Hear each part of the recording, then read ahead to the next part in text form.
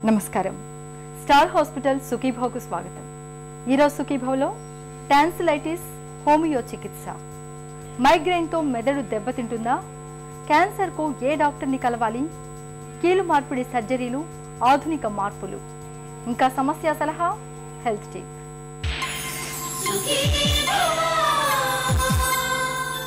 పిల్లల్లో కనుక టాన్సిల్స్ వాపు వస్తే ఆపరేషన్ చేసి వాటిని తొలగించాల్సిందేనన్న నమ్మకం మనలో చాలా మందిలో కనిపిస్తుంది.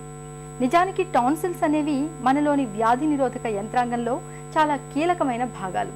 తప్పనిసరి పరిస్థితుల్లో తప్ప టాన్సిల్స్ ను తీయించుకోకూడదని చెబుతారు డాక్టర్లు. అయితే టాన్సిల్స్ కు వాపొచ్చి బాధిస్తున్నప్పుడు ఉపశమనం కోసం హోమియో వైద్యంలో కొన్ని చక్కటి ఔషధాలు మనకు అందుబాటులో ఉన్నాయి. టాన్సిలైటిస్ బాధల్ని తగ్గించే హోమియో ఔషధాల గురించి ఇప్పుడు తెలుసుకుందాం.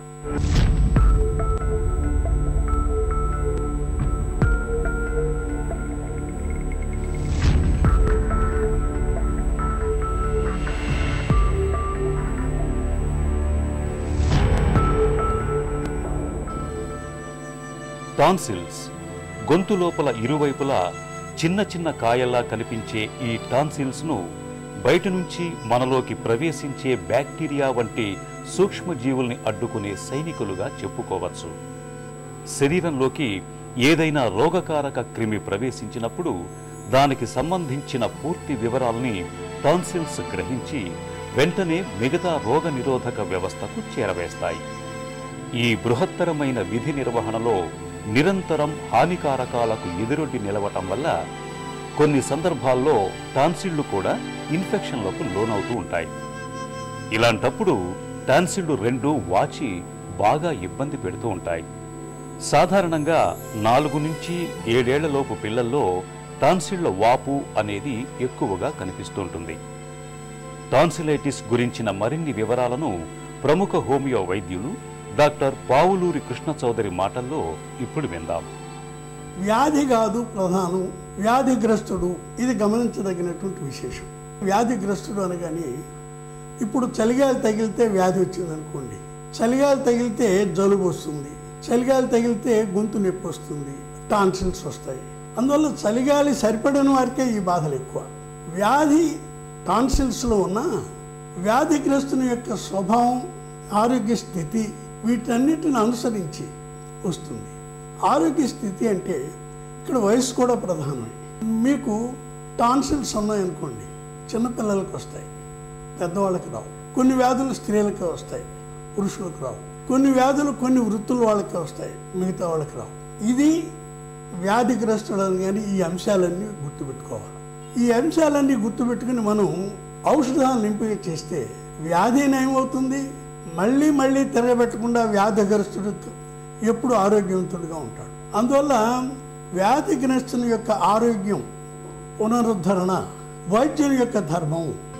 టాన్సిళ్లు వాచినప్పుడు తీవ్రమైన నొప్పి వల్ల నోరు తెరవలేకపోతుంటారు. నోరంతా దుర్వాసన వస్తుంటుంది. ఇలాంటప్పుడు చాలామంది తల్లిదండ్రులు సర్జరీ సాయంతో టాన్సిళ్లను తీసేయించాలని భావిస్తూ ఉంటారు. నిజానికి టాన్సిళ్లను తొలగించినా జలుబు, గొంతు నొప్పి, ఎలర్జీ వంటి బాధల బెడద పూర్తిగా తప్పిపోదు. అయితే టాన్సిళ్లను తొలగించాల్సిన పని లేకుండా మన శరీరంలోని మెదడు, మనసు, ఎండోక్రైన్ గ్రంథుల వంటి కీలకమైన కేంద్రీయ వ్యవస్థను బలోపేతం చేయటం ద్వారా టాన్సిలైటిస్ బాధలను చాలా వరకు నయం చేసుకోవచ్చని చెప్తారు హోమియో నిపుణులు. వేధించే టాన్సిలైటిస్కు హోమియోలో బెలడోనా, హెపార్సల్ఫ్, ఎకోనైట్, మెర్క్సాల్, ఫైటోలక్కా, బ్యాటీజియా వంటి చక్కటి ఔషధాలు అందుబాటులో ఉన్నాయి.